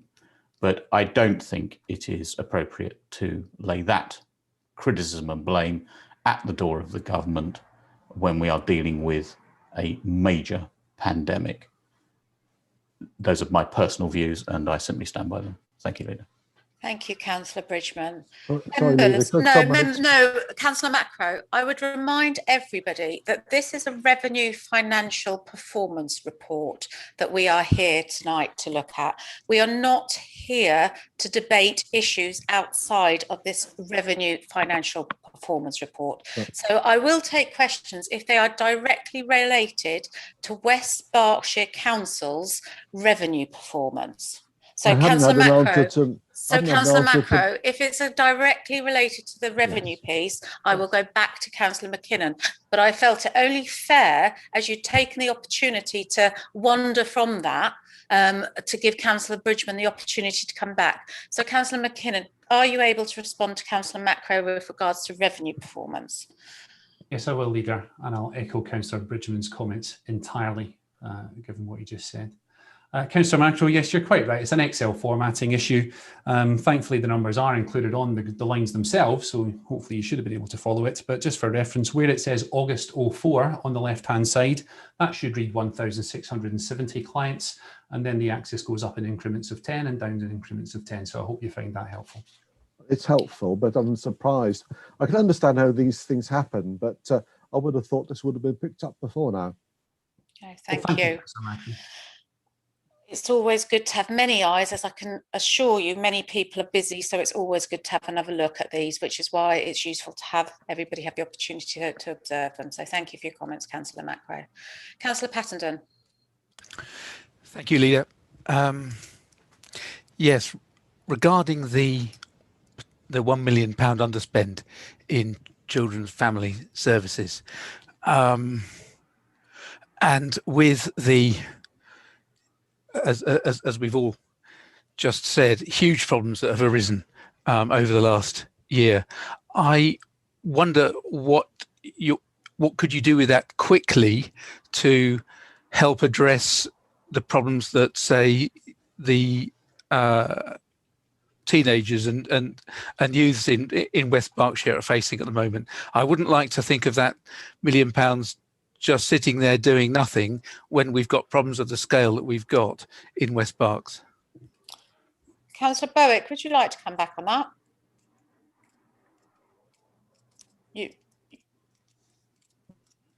You're on mute, Councillor Bowick. Yes, well, it's an interesting thought, Councillor. I'm not sure whether I could ask Councillor McKinnon to write me a cheque for £1 million to spend on projects which have not yet been defined. We are doing an awful lot for children and young people of West Berkshire in these difficult times. You've asked me a question. You're on the agenda to ask me a question later on, and I'll give you a full reply then. Thank you both. Councillor McKinnon. Yeah, thanks, Leader. I'd echo what Councillor Bowick just said, and also just to say that really what Councillor Pattenden is asking is a matter for the budget, given that we're nearly at the end of the financial year. So, more details on the 2nd of March. Thank you, Councillor McKinnon. Councillor Vickers. Yeah, I mean, it really is. I just actually in today had a second email from a preschool group in my ward, absolutely desperate to keep going, with falling roles. It's probably another one for Councillor Book. If we've got an underspend in the current year in this particular area, I know it's COVID related because these are parents that now haven't got the money to pay for the fees, and the organisation that we're talking about is dependent upon the roll numbers to get its money. But to keep a really well-valued organisation like this for preschool children, could it not be possible to just grant fund, maybe on a loan basis, an organisation? And I'm sure this isn't the only one. I'm smiling, Councillor Vickers, because I think you'll have an answer from Councillor Bowick that you might like. Thank you. Councillor Bowick. Thank you for your suggestion, Councillor Vickers. It's a great idea. It's one we've already had, and a letter will be going out tomorrow to early years settings across the district, inviting them to apply for grants. Oh, that's brilliant. Yeah, and you make, it's a really good point you make, and we really need to look after these settings, some of which are quite fragile at the moment. Yeah. Thank you very much. Okay. Any other questions? This report is to note, so we don't actually need a formal vote on it. So the recommendation is for the executive to note the Q3 forecast of 3.4 million underspend. Thank you, everybody. Can we move on to item 11 on our agenda? And before we do so, and I hand over to Councillor Stewart to introduce the report, can I remind everybody that this is a two-part report, that there is a part one paper in your packs, but there's also a part two, and that we won't be having any financial discussions within the part one. We will move to exclude the press and public for the part two. So can I just ask you to remember that when you ask your questions, please. I'm going to hand over to Councillor Stewart to introduce the report. Thank you, Leader. And thank you for the opportunity to introduce it and to be able to give further insight into the reasons behind this reorganisation that our officers have felt compelled to deliver. Whether in local government, the private sector or the charity sector, as I've also worked in, a team or department reorganisation is never entered into lightly, partly because of the time and the great deal of thought and effort it takes, as well as the unsettling effect it can have on everyone involved. And of course, it's always difficult when the results include redundancies, but any organisation needs to change and grow and adapt with the times, especially to meet the requirements of its customers. And if we don't do that, we have a very real risk that our services will start to fail and our teams will begin to struggle even more. This reorganisation includes the creation of a substantial number of new roles using investment funding to be able to support that. So while 14 posts are being deleted, there are actually 21.5 new posts being created, one of those being a fixed term 12-month contract. Just want to make that clear. And I just want to re-emphasise that only some of these deleted posts may result in redundancies, as we're anticipating that a number of our officers will be redeployed into those new posts. You'll see in the report there are 4 main objectives of this reorganisation. So improving the delivery of services to our customers, enhancing and consolidating our governance arrangements, delivering more effective digital and transformation solutions that provide better services, and continue to provide the effective support services to the council that we already do. Clearly, strong and effective governance is absolutely vital for this council and for any council. And some of the new roles in this structure will bring in additional legal expertise and experience to make sure, amongst other things, our residents' information remains safe and our key services, such as land searches, are operating in a way that allows our residents to receive their information as quickly as possible. The new structure and some of the new posts will help us to deliver transformational initiatives where we will have more effective digital solutions developed and embedded into our operations. This will make our officers' lives easier and our services to the customer quicker. Communication is something that has become really under the microscope recently and throughout the pandemic. And we can see that over the last 12 months in particular, we need to build on what we've already done and do more. And we have a communication and engagement strategy in place, and we need the right team of people with the right skills and the empowerment to deliver that, including how we use digital and online communications to reach, among others, our young people who we sometimes struggle to engage with. Career development for officers is really key and a clear pathway to the next step for them. Our own teams have told us in their employee satisfaction surveys that it hasn't been clear to them what career development was available. They'd reached a point in their current structure where they couldn't see a way to move forward. This new structure helps to address this and offers a clearer career development path and some furthering opportunities for those individuals. I'm going to ask, I have been asked the question, why now? And why now in the middle of a pandemic? So I think there are a number of reasons, but I'm just going to offer 2 at this point because I think they're really key. As I said earlier, the pandemic has brought to a head and put under a microscope all of our services. It's showed us that through a very different lens, what is actually critical to deliver and just how difficult that has been with our teams not being quite structured in such a way that they can really do this easily. In some teams, we have an over-reliance on paper-based systems, which I must admit surprised me when I first came into the local government arena. But what it does is provides all sorts of challenges to our staff in trying to work as efficiently as possible. When having to do this remotely, it made it very clear that that was almost impossible to do. And it isn't sustainable into the future for a successful operational service. And we also have realised an over-reliance on individuals, where business continuity should really mean we have contingency when someone is not able to work for whatever reason. Individual roles being entirely relied upon for delivery of a service is unsustainable for that member of staff involved in particular, and also for their colleagues when that individual is absent. Again, it's an unsustainable position. So apologies, seems like quite a long introduction, but I wanted to make those really clear. And just to summarize, I'm really confident that our officers are delivering a renewed and reinvigorated structure in this area to help this council deliver the transformation it needs in terms of our digital strategy and our communication and engagement strategy in particular. and there will be greater resilience across the team structure, as well as less reliance on individual roles. By transforming the way we perform some of these services, we can move away from a reliance on paper, I hope, and spreadsheets, and develop digital solutions for services such as land charges, as I mentioned, to make those services quick and efficient for our residents. Thank you. Thank you, Councillor Stewart. I'm actually going to second this paper because as leader, it is my duty to ensure that the valued services we provide to our public are enhanced and continually improving so that they can continue into the future. Sometimes this does mean taking decisions that are not always easy as they impact on individuals.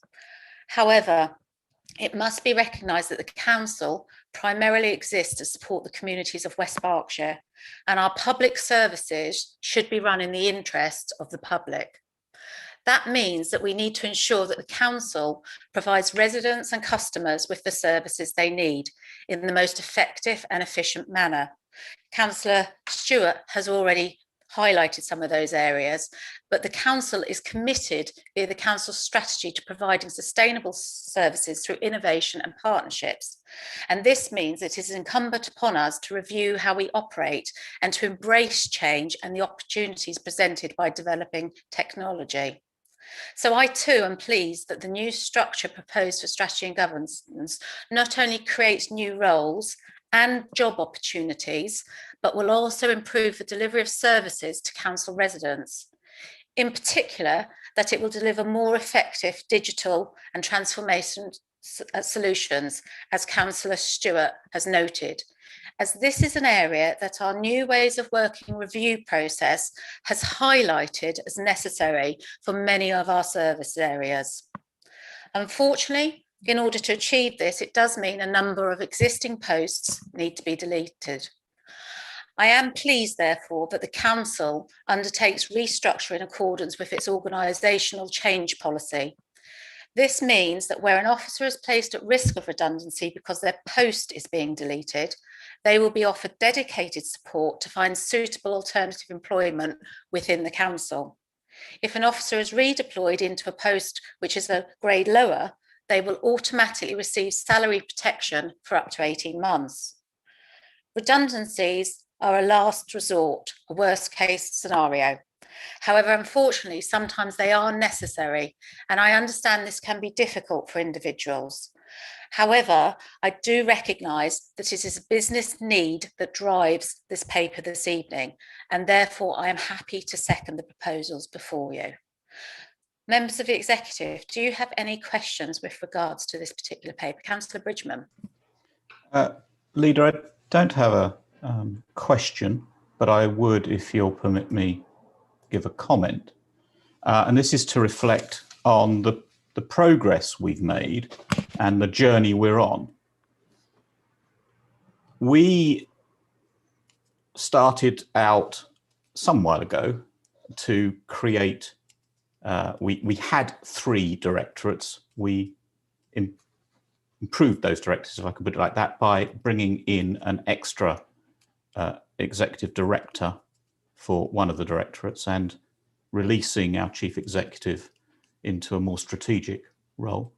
And it was necessary, and I think quite right, to then cascade down the organisation the thoughts of those executive directors, and we've now created some service directors. And in my own area of adult social care, we have executive director for people, service director for adult social care, and give those individuals the ability to make decisions about the structure of their own services. And that is precisely what is happening here.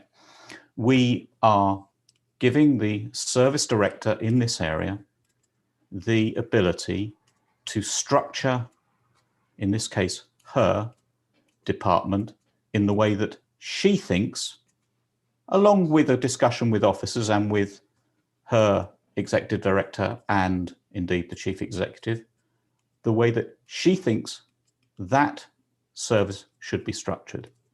And I think we have to support officers when they take those steps And when they reach those decisions, and obviously there's been consultation and a whole process to go through to arrive at the place we are at, it is obviously regrettable if we lose any staff as a result of that process, but we do need to reflect the realities of a local authority environment and where we are pulling together different parts of that local authority into a service, not to simply go with the staffing structure you had before, but to make the staffing structure reflect the needs of the organisation, the needs of the residents. And I'm absolutely in favour of this paper and would remind the public and remind the press that, in fact, we are creating posts here.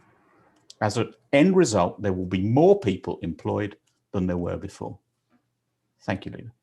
Thank you, Councillor Bridgman. Any other comments from members of Executive or questions for Councillor Stewart?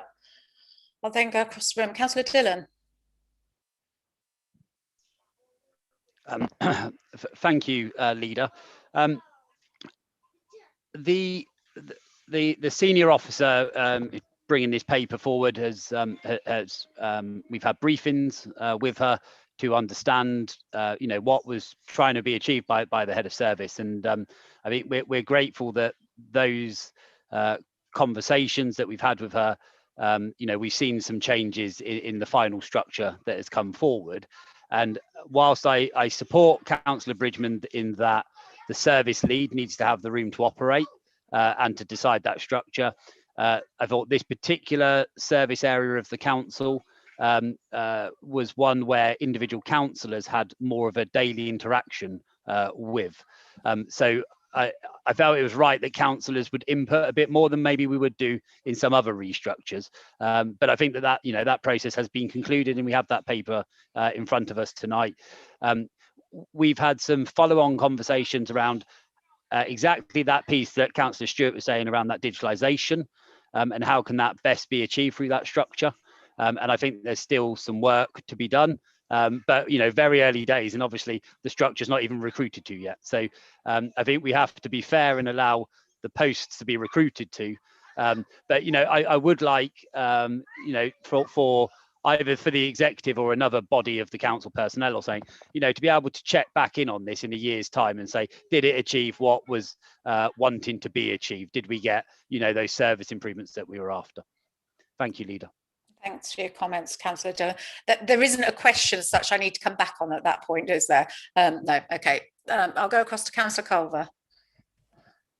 Thank you, Leader, and thank you, Councillor Stewart, for outlining your plans. I've got a few questions and points to make. I do think it's terrible timing that this is happening.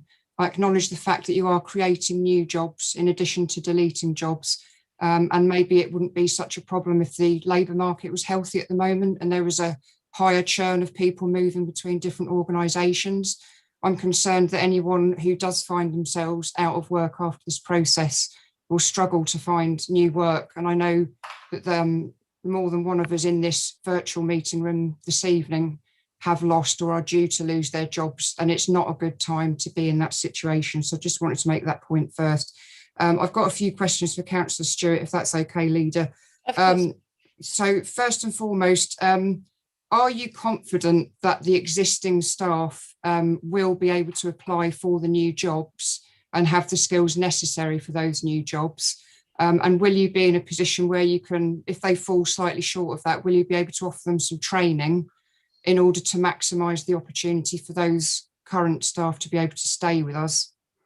I would also ask, with regards to 5.5, it talks of single points of failure. I just wondered, Councillor Stewart, if you could expand upon that and what that refers to.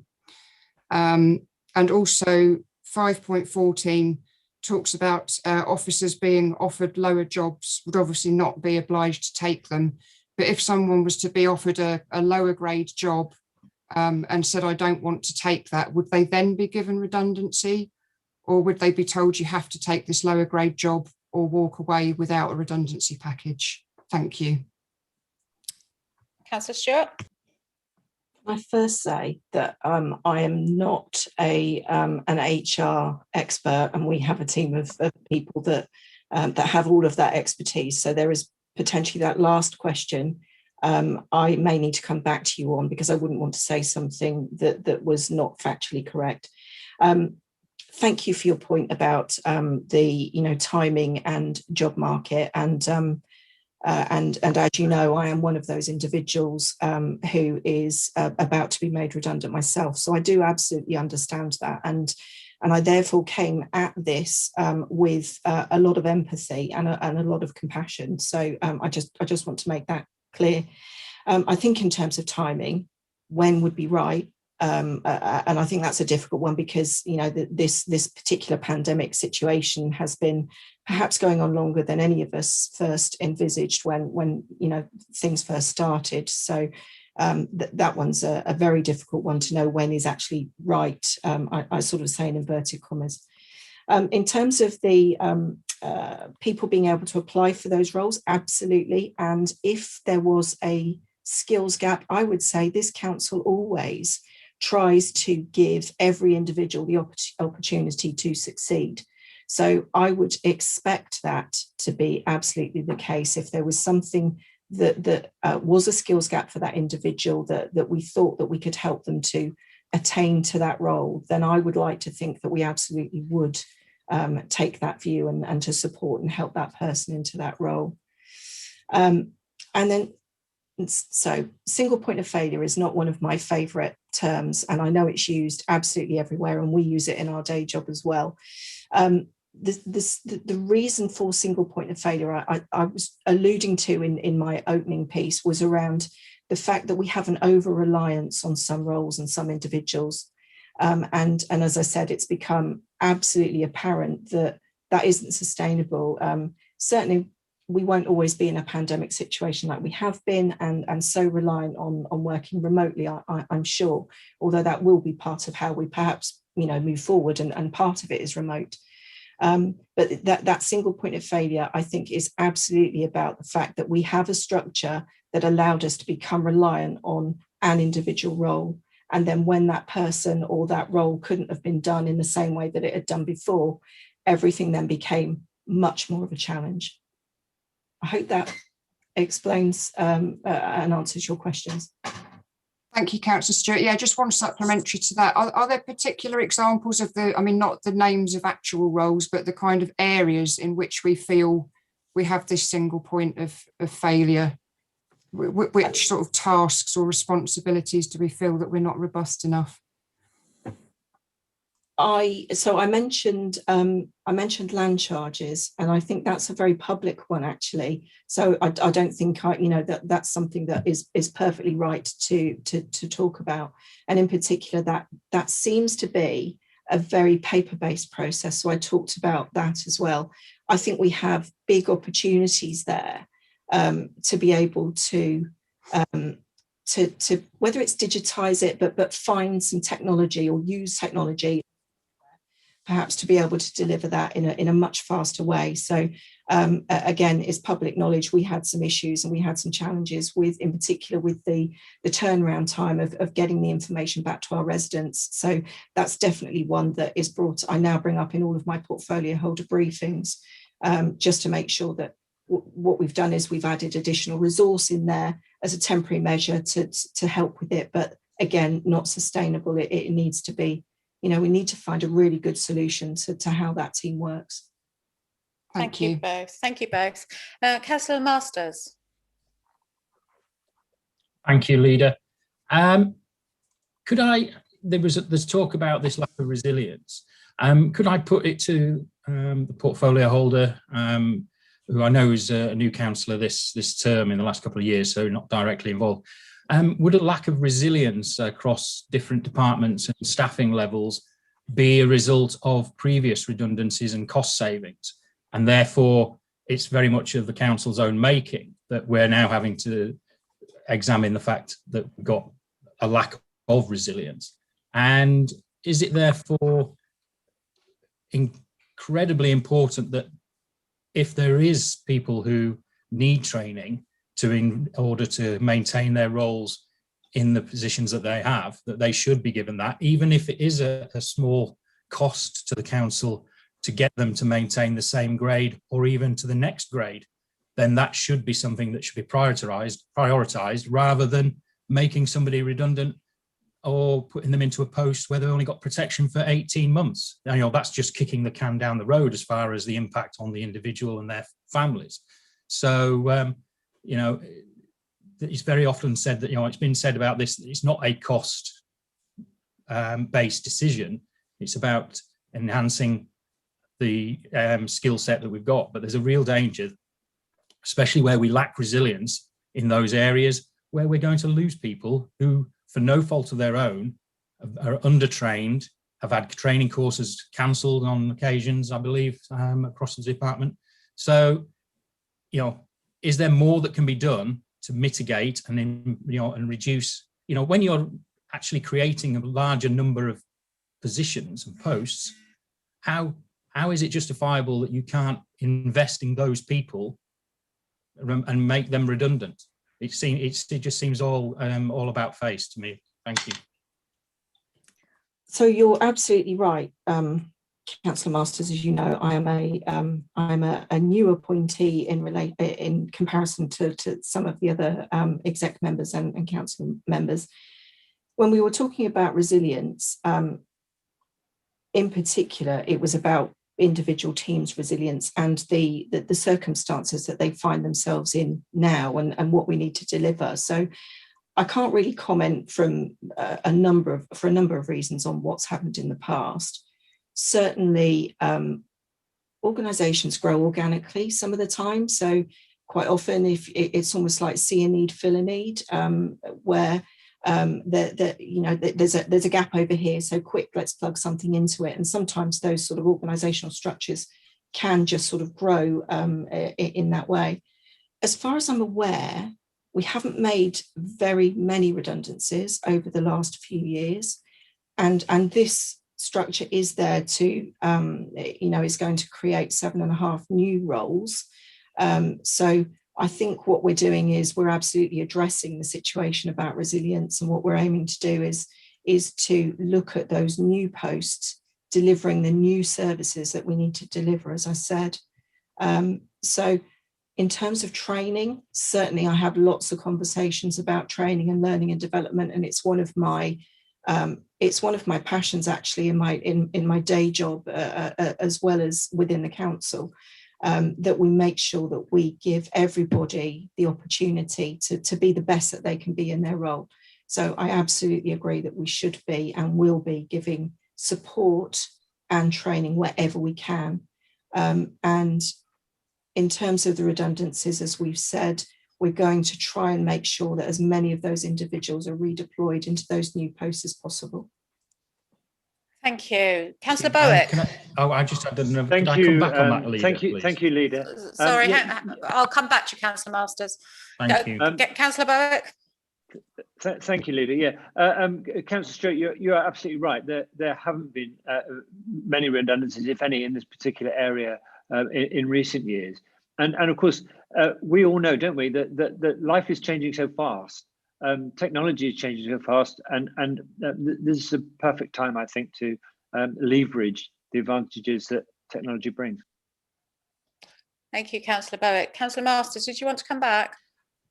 Yeah, of course. And when we talk about redundancies, there's a rather unfortunate phrase in in HR and corporations, etc., of natural wastage. So it may not have been direct redundancies. It may well have been people not being replaced when they left the organisation. So that may well have been the case. But well, I can thankfully say in all my time at West Berkshire Council, I have never heard that term. I've never heard that term used. So I'm pleased to say that hasn't been a term that's well used. I'm pleased to hear that, but it is a phrase that's out there. But it just smacks of completely the wrong timing. So I'll leave it there for now. Okay, we're not going to vote on this at this point, members, because we do so in part 2 once we've had an opportunity to look at the financial implications on this. So we're going to move on to item... Councillor Leader, a point of order. I can see Councillor Martha Vickers. No, Councillor Martha Vickers has had a hand up for the last I since the last apologise. debate. I didn't. I have didn't actually want her to raised not have an opportunity. No, I've raised it with her leader, but her hand has remained firmly up. Okay, can we move on to item number 12 on our agenda this evening, which is members' questions. So first of all, I'd like to thank those members that have submitted questions for this evening's executive meeting. Please note that in accordance with the new processes, you will not need to say, I asked the question standing in my name. Your question will appear on screen and will be answered by the relevant portfolio holder. You will then be given the opportunity to ask a supplementary question. But please remember that this must be to clarify the response provided and not introduce new business. In accordance with paragraph 5.12.9 of the Constitution, where questioners have more than one question, only their first question will be answered. If after all other first questions have been asked and answered and there is sufficient time, we will answer subsequent questions. Please note that the time limit for members' questions is restricted to 60 minutes. And if your questions have not been answered in that time, you will receive a written response within 5 clear working days of the meeting. The responses given either verbally at the meeting or in writing will be published on the Council's website. So first of all, can I invite Councillor Howard Wollaston to answer Councillor Tony Vickers' question A on the agenda this evening?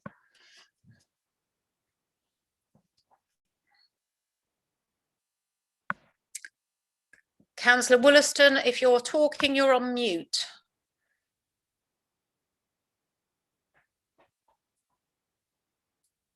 Councillor Wollaston? Yeah, I'm sorry. I do apologise again.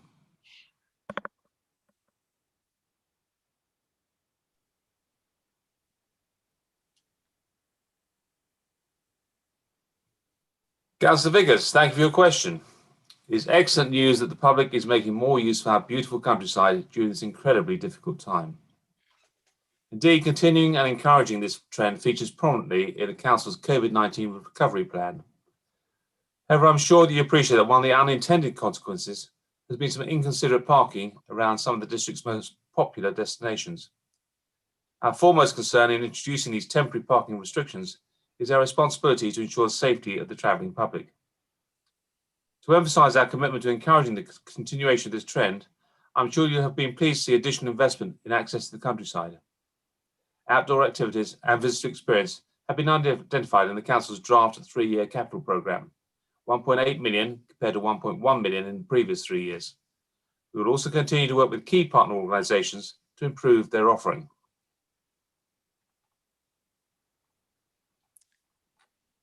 Do you have a supplementary, Councillor Vickers? Yes, thank you, Leader. Thank you, Councillor Wollaston. Just for the benefit of any members of the public who've struggled through this far, although I'm a Liberal Democrat, I asked this question as the Council's cross-party representative on the local access forum. So there's no hidden traps in my supplementary. But I would like to go back to the emphasis about the difference between controlling and on, and wondered if, in addition to the excellent measures that are listed in the capital programme, mainly around rights of way, we note that there are minor roads, some of them quite close to towns like Newbury and Thatcham, and probably Tylerhurst as well, and Hungerford, which are now increasingly used by walkers who are taking their lives at risk to get to the nearest rights of way network. So can we include in the measures, perhaps with the help of your colleague, Councillor Sumner, some measures to make the minor roads safer, as well as prettier with flowers, as I know we're trying to do with the wildflower scheme. So can we just not leave that out to get to the country? I'm really sorry, Councillor Vickers, but you said controlling on something and you blipped out at the end something. Well, controlling is a slightly negative thing that one has to do, as you see, you've explained it, Councillor Wollaston, because it's to do with irresponsible parking. But roads are also places where walkers sometimes have to go, and for their own safety, we need to look at not just improving the rights of way, but the road links, particularly near the major towns, where a lot of people who aren't wanting to use their car, they get to the rights of way network, or they get to a country park via a road, and the roads are dangerous and are also needing to be looked at for safety measures. Thank you. I completely concur with your point, Councillor Vickers, and we'll be looking at the idea whether we can create some minor footpaths to overcome the problem. Thank you. Okay, thank you both. Can we move on to item B then, which is a question from Councillor Martha Vickers to Councillor Howard Wollaston. Thank you, Councillor Martha Vickers. The joint health and wellbeing strategy for Berkshire West is an important one that will provide direction for improving the health and wellbeing of our residents over the next 10 years. We therefore recognise it is vital that we can hear from our residents about their needs and so enable them to have a say in the development of the strategy. Berkshire West, which the uninitiated includes West Berkshire, Woking and Reading, with a combined population of well over 500,000 people. The public survey for the strategy has been open and since early December 2020. So far, we've had over 1,800 responses, in total including over 600 from West Berkshire residents, 700 from Reading residents, and over 400 from Woking residents. We are continuing to explore all possible avenues to further promote the survey and increase the response rate before the survey closes at the end of this month. This includes targeted promotion towards specific groups that we have identified as having lower response rates. Much we would obviously prefer a higher response, we do not live in a country, thankfully, that can force people to take part in consultations. We can only make the opportunity available and encourage a response. Although this survey is an important part, it is only one strand of the overall public engagement with the development of the strategy. To provide some examples, Healthwatch have facilitated several focus groups targeted at harder to reach groups, including maternity, carers, young people, older people, individuals from the diverse ethnic communities, and those with learning disabilities. We held 3 virtual public meetings open to all residents across the 3 areas. All town and parish councils and voluntary sector organisations across West Berkshire have been contacted and invited to engage with the strategy development. We have met with numerous other organisations and groups, including patient voice meetings, young carers support groups, the Learning Disability Partnership Board, and the Ageing Well Partnership. There is a toolkit available to support organisations to hold discussions with their members, and we've received feedback from a variety of other groups in this way. We are committed to using all possible options for public engagement to ensure that we can hear from as many residents as possible through the public survey. However, we also see the value in targeted smaller groups, which enable a rich and robust exploration of issues raised. We believe that the use of both approaches will enable us to develop a health and wellbeing strategy which meets the needs of our residents. Do you have a supplementary? Thank you, Councillor Wollaston. That was a very full response, and it's good to hear about the other ways that the council is trying to consult. But even so, that under 700 still seems to be quite a low figure when one hears of better responses to other consultations. And I was just going to ask that, are there other ways of engaging people that could be considered? Because this is such an important subject. Maybe we could initiate a debate or a citizens' assembly. Debates have been raised earlier in this meeting just to try and engage others that don't engage. So I'm just asking for some further thoughts about innovative responses. I think I've answered a lot of that already, Councillor Vickers, but I'm happy to look at other alternatives which perhaps could be raised at the working group that we have, the steering group rather, for the Health and Wellbeing Board, which you're obviously a member of. Thank you. Thank you. Thank you, everybody. I can therefore move on to question D on our agenda this evening, which is Councillor David Marsh to myself. Thank you for your question, Councillor Marsh. Sorry, Leader, just to interrupt. I can't see Councillor Marsh as being in attendance. He's certainly not in the attendees group at the moment. I don't know if any of his colleagues know if he's coming or not. Okay, in which case we can provide, if he's not in attendance, Caroline's provide a written. Carolyn? Yeah, sorry, Leader. David had to give his apologies. Chairing a school governors meeting at 6:30. He had to leave early, unfortunately. Okay, we'll provide him a written response then. Thank you. To the next question. Thanks. Can we move on then to item D on our agenda? E on our agenda, which is Councillor Pattenden to Councillor Wollaston. Me again, thank you. Thank you, Councillor Pattenden. As you know, at present, we fully expect Plan A to be successful and provide an exemplar community facility for Newbury and particularly community football. However, in the unlikely event of it failing, the scope and objectives of this project would remain the same. As a Plan B, officers would undertake the same process as before, looking at the various elements of the proposals and evaluating the pros and cons for the executive to make a decision. As stated in the last executive meeting, these proposals would also be consulted upon to enable local residents to express their views. Do you have a supplementary? Yes, thank you, Councillor Wollaston. So if that were to be the case, worst case scenario, Plan A doesn't go ahead, when do you think a consultation for Plan B is likely? Well, the intention at the moment is that assuming Plan A does succeed, it will go for approval by executive in the end of April. I would imagine, therefore, we'll be looking at consultation sometime in the early summer. Thank you both. Can we move on then to question G on our agenda, which is Councillor Phil Barnett to Councillor Hilary Cole. Thank you for your question, Councillor Barnett. Following the change in legislation to allow officers to convert to residential dwellings, West Berkshire has seen many applications for this type of development.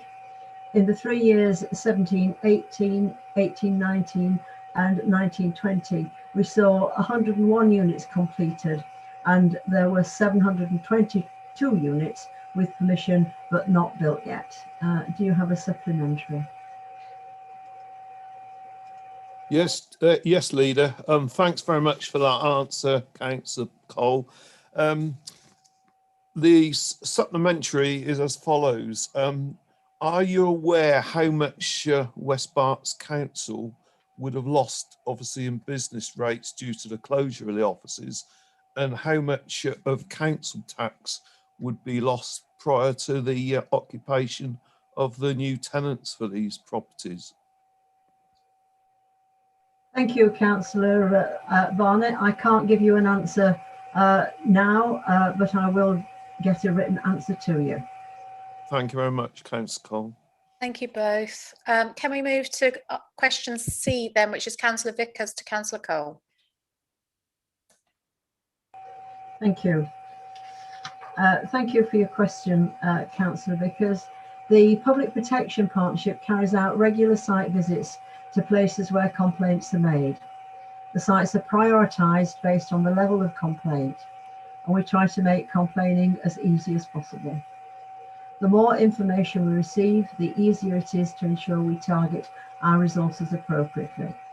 We also encourage dog owners to behave responsibly through a variety of media campaigns. Where necessary, we consider formal action, including penalty notices, to demonstrate our commitment to preventing such antisocial behaviour. You have a supplementary, Councillor Vickers. Thank you, Councillor Cole, for your answer. My supplementary would be whether the council has the capacity to respond to complaints if there were many of these, knowing that the service has been reduced over the years, and maybe should the council's valuable resources be spent in this way by providing this service or increasing it, or should we be considering whether dog owners themselves should contribute to this service? And maybe one option would even be considering the return of the dog licence. Have you any thoughts on that? Well, to answer your last question first, the return of the dog licence is not within the remit of this authority. It's a national issue. Yes. I would say that it's the Public Protection Partnership over the three Berkshire authorities which are part of it, Bracknell, Wokingham and West Berkshire, who are responsible for the work. And we employ 2 animal wardens alongside other administrative support staff to form part of the wider animal warden service. And they are tasked with promoting positive animal welfare matters and responsible dog ownership. And I've said we approach this subject on 2 fronts, namely education and enforcement. So the dog wardens are employed across 3 authorities, and the cost of those is borne by the 3 authorities. And I don't think that we are deflecting any resources, valuable resource, into this service, because there is a proper provision made for this service. Thank you both. Can we move on to our final members' question of this evening, which is Councillor Eric Pattenden to Councillor Bowick. Thank you, Councillor Pattenden. West Berkshire Council continues to provide emotional and mental health support to children and young people as part of our COVID response through a range of existing services, such as the Emotional Health Academy, Time to Talk, and the CCG-funded schools mental health support team.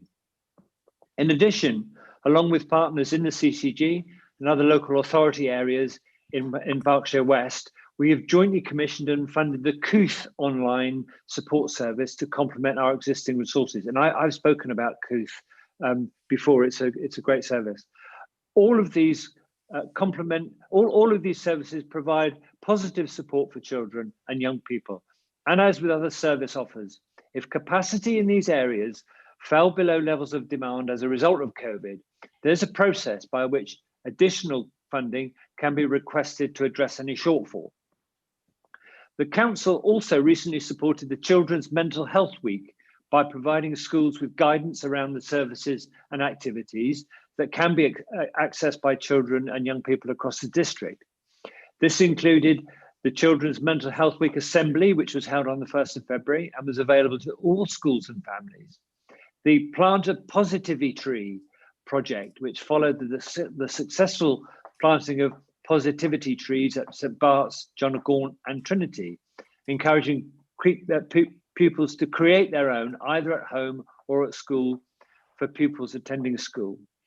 The resources provided to schools throughout this period also included information to support and encourage pupils to undertake physical activity, to eat well, and recognise the importance of sleep in both physical and mental well-being. On top of this, there is a whole range of small and localised initiatives that have been instigated by our public health team, by our schools improvement team, which involve things like social media campaigns. And you may already have sight of these as parents are across the district, because we've written to schools, giving them guidance, signposting them to a lot of these initiatives. But if you haven't, then let me know, and I'll send you some information on that. Our education psychology service are ensuring that the DFE-funded Wellbeing for Education Return programme is being rolled out, and schools are supported by the Health and Wellbeing in Schools programme through a whole range of particular activities, such as the Active Travel to Schools programme, advice for schools to implement the Daily Mile, if I can tell you more about that if you like, and Living Well workshops for all Year 3 children. And on top of all this, we hope to be announcing in the next week or two further support arrangements that we're going to deliver through the third sector, through the not-for-profit sector, which will support residents of all ages with mental health concerns. Do you have a supplementary, Councillor Pattenden? I do, thank you. Councillor Bowick, you'll have seen the headline in today's New Weekly News, focus on children's emotional well-being. You mentioned, you've described a lot of initiatives there. I'm afraid to say, in a lot of cases, the lead time, the waiting time to get onto those programs is just too long. And I think, I wonder how you can bring those down, bring down those waiting times. I'm sorry to say, Councillor Pattenden, that I haven't seen the Newbury Weekly News today. It's well, it's a bit too small for me to read, I'm afraid. I don't doubt that there's an article there about waiting times. Without knowing the specifics, I can't respond immediately.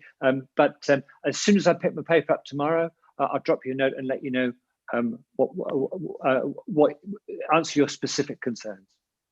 Thank you both. We therefore can move to item 13 of the agenda, which is the exclusion of the press and public. So does that find I'm going to propose that from the chair. Does that find a seconder? Does, Chairman. Can I therefore ask members to agree by raising their actual hands that the press and public leave the room in accordance with Schedule 12A of the Local Government Act 1972? Thank you, Leader. Motion's carried. Thank you.